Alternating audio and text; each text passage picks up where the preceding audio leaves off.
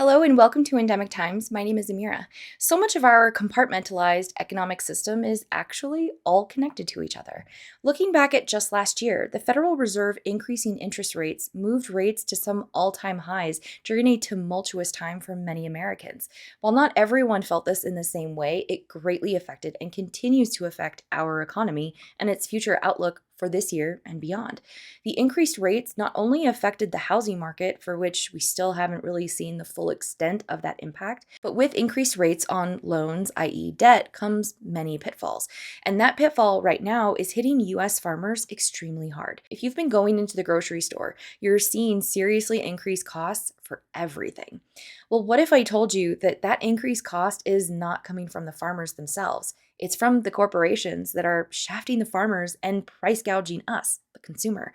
Farmers are being hit extremely hard right now from multiple areas, with the cost and the economics behind all of this as just the tip of the iceberg. If you want to learn more, please stick around because this is some important stuff to know because it directly affects you more than you probably realize.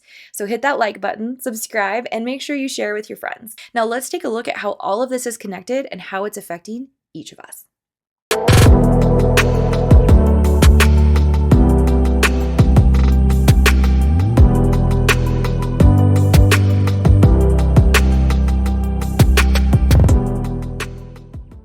Cost of production for farmers is just one of the areas that farmers are seeing increased strains. But it's not just economic factors that is making it more and more difficult for farmers to produce at their usual levels. The threat of drought, price hikes due to inflation, and an increasing number of regulations are creating serious problems for farmers. Stephanie Nash stated on Fox News over a month ago that that's a big food security threat to our future here in America. And she's right. On top of economic factors, the US is seeing catastrophic climate issues related to drought and flooding that is coming from the severe weather, and this is impacting family farmers the most. Nash even said that some farmers have resorted to burning hay in order to keep crops warm. She is calling for the government and for public support of local agriculture as foreign countries purchase US farmland and inflation ravages the economy. Four main packers in the beef industry are selling off their cattle because of minimal parts and the inability to get feed in some parts of the country. I have previously discussed here the issues of the supply chain that is affecting us here in the US and abroad. I'll have links to those videos at the end. With all these climate issues, the drought and lack of water in key agricultural areas that usually provide the bulk of American food, when those are strained or farmers have to stop production and cultivation altogether, that puts us here in the US at a serious risk of food insecurity because it limits the availability of usually available resources. Think beef, wheat, corn. These are the key areas of the American agricultural system. When those go, it puts us at a risk of seeing nationwide famine, something that hasn't been seen since the Great Depression. And let's see, when did the Great Depression happen? Just about 10 years after the last pandemic. If you have ever read Grapes of Wrath by John Steinbeck, this is what our future could look like. I know a lot of people don't want to think that that's possible, and it's also hard when we see the level of technological advancement all around us to think that we could see such a future. But that is the sad fact, is that it's entirely possible. It's happening in other parts of the world. The US is not immune.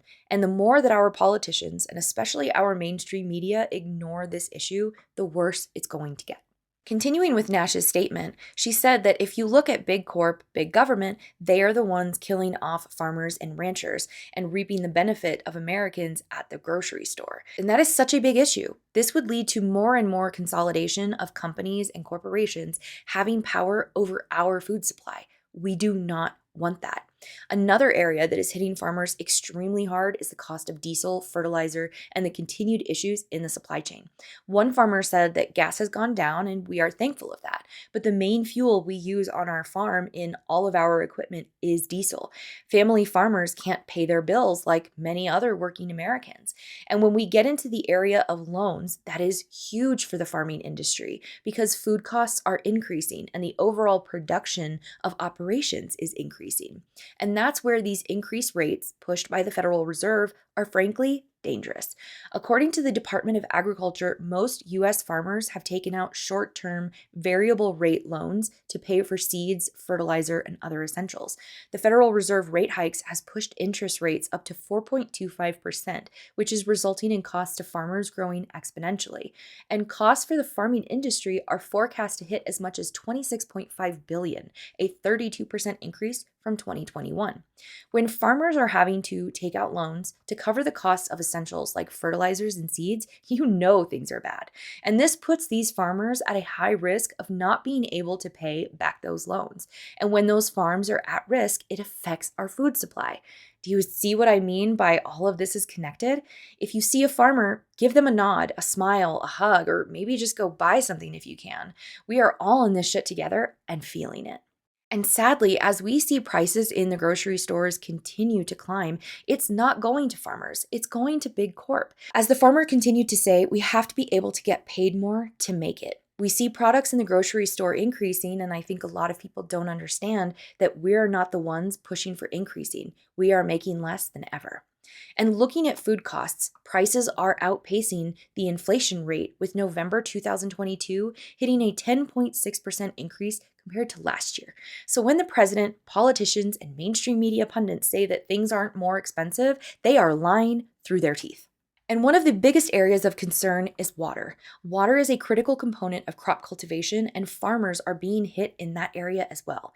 We are inundated with talking heads talking about the climate crisis and how that climate crisis is creating a food crisis and how we don't have enough food for the global population. And while that is true that yes, we have a climate crisis that needs to be seen to, what we continue to see, unfortunately, is the targeting of the wrong people and the wrong industries. Farmers need water, and recent regulations from the Biden administration that scale back Trump-era rules on water, and what a shock, the definition of water. If you have been watching any of my other videos on the Biden administration that is loving changing the definitions to suit their needs and wants in the moment, check out these videos.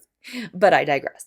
There are some serious regulations of water that Biden has recently changed that is hitting farmers exceptionally hard, and that has to do with water sources. The EPA finalized a rule change defining which waters of the United States are federally protected under the Clean Water Act, under the guise of safeguarding our nation's water, strengthening economic opportunity, and protecting people's health. But critics of this move say that it is leading to increased federal scrutiny of how farmers and other landowners treat water sources on their properties, such as ravines and creeks, which is creating additional costs. This regulation will make it more difficult for farmers and ranchers to ensure food security for American families. Trump reversed an Obama-era administration rule and highlighted which water sources, like puddles, groundwater, ditches, farm and stock watering ponds, and waste treatment systems, that wouldn't be considered in need of federal protection. But the Biden administration has moved back from that, going back to the Obama era, and that is making the ability of farmers to use the water on their land without federal regulation and payment that much more difficult. Do we need to conserve water? Yes. Do we need to ensure water is safe and available? Yes, but once again, the targeting of the water use and costs associated with regulation is being placed on the backs of small farmers and growers, with large industrial corporations being able to continue to screw over and bogart our water supply so they can turn around and sell us water. Think Nestle. It's too much of the same thing. Tax the little guy and push him out of business so that the bigger businesses can swoop in, get farms and land on the cheap, take that land away from the locals, and use it not for improving the food supply, but lining their pockets as they watch the world burn and people starve. And none of these issues about the water supply and increased need for food is a surprise. All the way back in 2015, the risks to the food industry and the difficulty in delivering products because of a shrinking water supply was being warned of. A 2013 study of 40 aquifers across the U.S. by the USGS said that the rate of groundwater depletion has increased dramatically since 2000. The Worldwide Fund for Nature said that by 2025, 2/3 of the world's population may face water shortages, leaving some to predict all-out catastrophe. And that is happening. I have covered in these previous videos how the effects of the waning global water supply is affecting the world's poorest.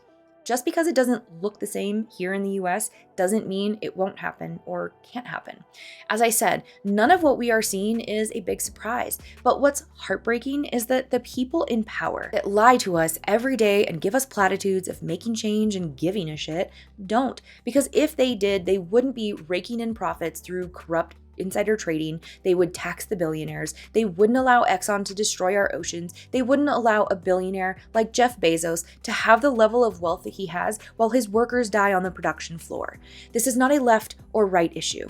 This is about doing the right thing for the greater good. Those at the top are having us fight amongst each other on woke identity politics, our health decisions, how Biden having classified documents just like Trump is oh so different, and acting like one party is better than the other. The fact is, they are all corrupt. They are all gaslighting us and doing nothing but working for themselves and their donors.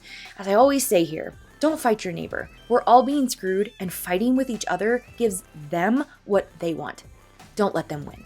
Well, thank you for watching. Please let me know down in the comments what you think about all of this. And if you want to catch up on the impending global food crisis that we are very likely going to see, you can check out that playlist right here.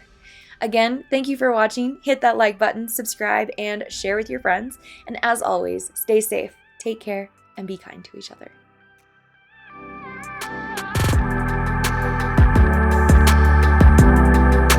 But with increased rates,